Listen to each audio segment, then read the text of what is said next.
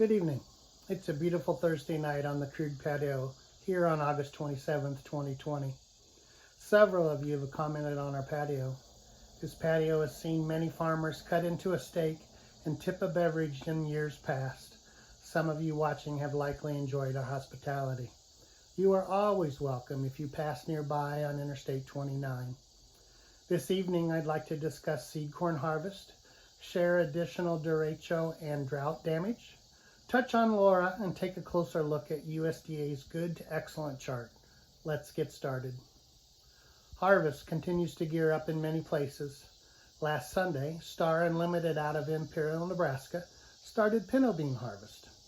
Typically, these pinto beans are swathed and left to dry for 2 to 3 days before shelling with the combine. Some farmers also direct cut pintos. 2 top producer clients that are also seed corn producers and custom seed corn harvesters for Bayer started harvest this week. Tom Farms in Indiana and PG Farms from Shelton, Nebraska began to roll their oxbow equipment across their fields. Deb Gangwish with PG Farms was kind enough to share the short videos and photos running in the background from their fields in central Nebraska with delivery to our Kearney, Nebraska corn production plant. If you've never had the opportunity to tour a seed corn plant, you should. It's a great way to learn all about what it takes to generate a bag of corn you plant every April.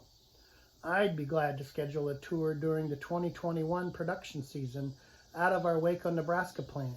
It's our largest and latest production facility that processes about 32,000 acres of seed corn each year. It also has a corn breeding station and nursery on its grounds that are interesting to tour. Early September is always the best time to go as harvest has started. The dryers are running and shelling, sizing, and packaging is just beginning. I had several texts and conversations this week around potential seed corn production issues related to our Iowa plants and the recent derecho. While I've not heard anything negative, I'd be surprised if the production fields had any significant damage due to the height of the female corn that is being harvested. It's always very short by the time harvest rolls around, and a friend I spoke with today that was in Iowa as we talked indicated the soybean trials he viewed within the derecho path were still being used to evaluate new varieties with very little damage. However, the cornfields in the derecho path are a very different story. I've seen multiple video tweets of farmers disking fields under, and Tyne Morgan with U.S. Farm Report shared these photos with me this week from her trip through Iowa. A much greater percentage of the corn plants were snapped rather than just lodged, resulting in more brown showing every single day.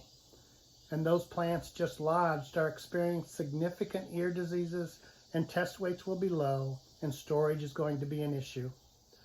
The localized drought and derecho in Iowa lowered USDA's good to excellent corn rating down to 50% for the state this week. That's 9 percentage points off of last week and 22 percentage points below its 5-year average. Every state was flat to lower in the USDA chart from the previous week, with Michigan, Colorado, and Nebraska following the most, along with Iowa. Laura made landfall early today, and our hearts go out to those in its path in Louisiana and Texas.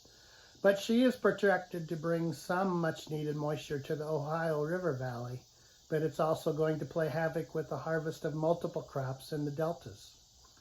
It doesn't appear that it will be of any help to Iowa, and my friends in the West continue to swelter in the August heat.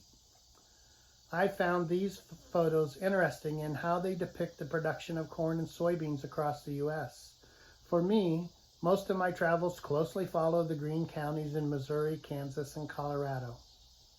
Next week, I'm off to eastern Colorado to spend some field time.